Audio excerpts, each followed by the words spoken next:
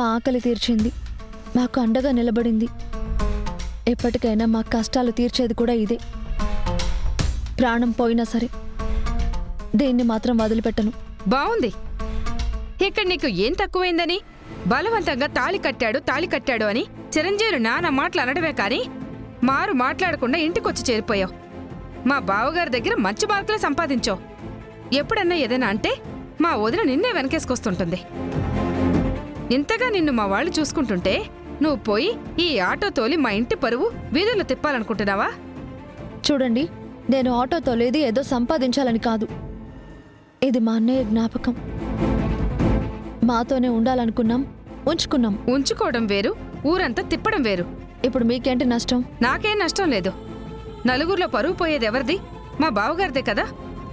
ఆయన పరువు పోతే మా పరువు పోయినట్టు కాదా ఏంటి? చూడండి, ఈ ఇంటి కోడలిగా వచ్చాను కదా అని ఈ ఆస్తి నాదవ్వదు. నా ఇంటి సమస్యలు ఈ ఇంటి సమస్యలు అవ్వవు. చిరంజీవి బలవంతంగా తాళి కట్టడంతో నాకున్న బాధ్యతల్ని, లక్ష్యాలని మధ్యలో వదిలేసి ఈ ఇంటికి రావాల్సొచ్చింది. ఇక్కడ నేను సంతోషంగా ఉన్నాను, బంగ్లాలో దర్జాగా బతికేస్తున్నానని ఆనందపడలేను. నా కుటుంబాన్ని చూసుకోవాలి, నా బాధ్యతలు తీర్చుకోవాలి. అలా అని ఎవరి ముందు చేయి చాపలేను. అందుకే నేను చేయగలిగింది చేయాలనుకుంటున్నాను. నా కుటుంబానికి ఏ ఇబ్బంది రాకుండా చూసుకోవాలనుకుంటున్నాను. ఆటో తోలడం బతుకు తెరవే కానీ అవమానం కాదు. నేను ఆటో తోలాలనుకుంటున్నది ఈ ఇంటి పరువు తీయడానికి కాదు, నా ఇంటి బరువు తగ్గించాలని. వినేవాళ్ళుంటే నువ్వెన్నైనా చెప్తావు. కానీ ఈ విషయం మా వదినకి గాని తెలిసిందనుకో, ఇక ఆవిడ గారి దగ్గర మాటలుండవు. మెడ పెట్టి బయటికి తోసేస్తుంది. జాగ్రత్త. ఏదో ఒకటి మాట్లాడుకుంటే ఇవిడికి పొద్దుపోదు.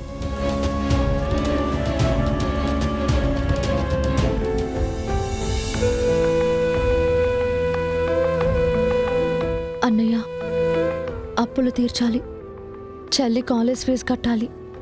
ఇవన్నీ చేయాలంటే మళ్ళీ ఇంటి బాధ్యతలు నా భుజం మీద వేసుకోక తప్పదు. మళ్ళీ ఈ రోజు నుంచి సవారికి వెళ్దాం.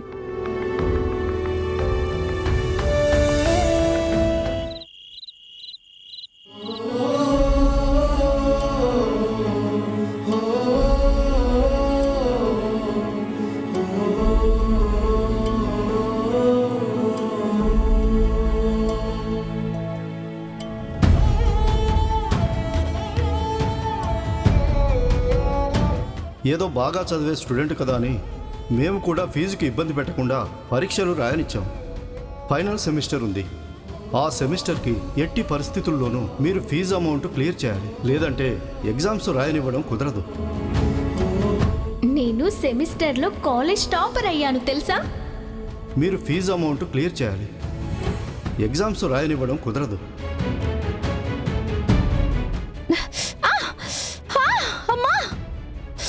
పాపా పాపా ఏం అట్టారిచావు?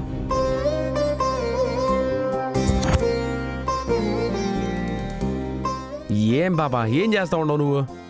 గిన్నెలో గరిటె పెట్టాల, చేతులు కాదు. ఇటీ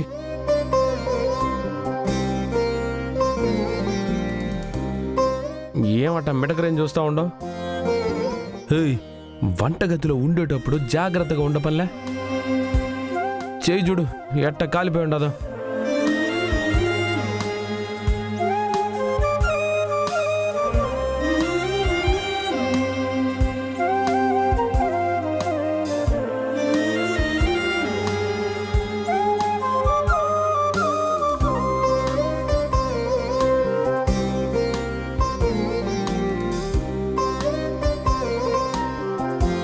ఈ జాము నిన్ను వంటగదికి ఎవరు రమ్మన్నారు? ఎవరన్నా ఏమన్నా కావాలని చెప్పినారా? ఎందుకు ఇట్టంతా చేస్తా ఉండవు నువ్వు? నేనేదో పనుండొచ్చాను, ఇప్పుడు నాకేం కాలేదులే. ఏం కాలేదా? ఇంకాసిన పడుంటే చెయ్యి బూరి మాదిరి రుబ్బేది, అప్పుడు తెలుసుండేది నీకు. మరిగిపోయే పాలు మీద పోసుకొని ఉండవు. మళ్ళీ ఏం కాలేదంటే ఏం కాలేదు.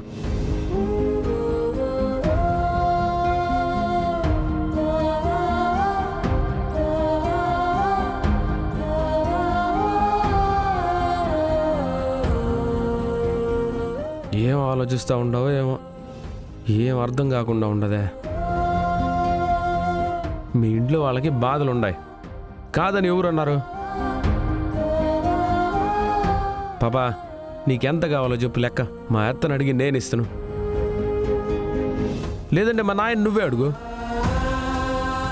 నువ్వు అడిగినావంటే ఎంతైనా ఇస్తాడు.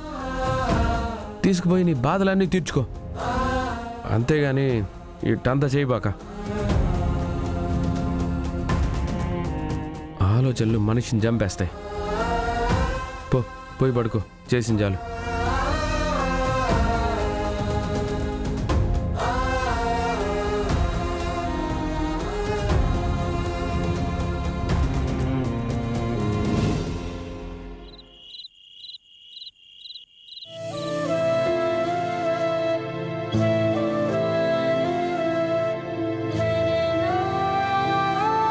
అడిగితే కాదనలేని మంచితనం ఆయనకున్నా నా ఇబ్బందులకి ఇంకొకరి సాయం తీసుకోవడం నాకు ఇష్టం లేదు. మా అన్నయ్య మాకిచ్చిన ఆస్తి ఉంది. నాన్న చనిపోయిన దగ్గర నుంచి మమ్మల్ని పెంచిన ఆటో మా ఇంటికి పెద్దన్నయ్య. తన సాయం తీసుకుంటాను. తనతోనే ఇంట్లో ఇబ్బందులన్నీ తీరుస్తాను.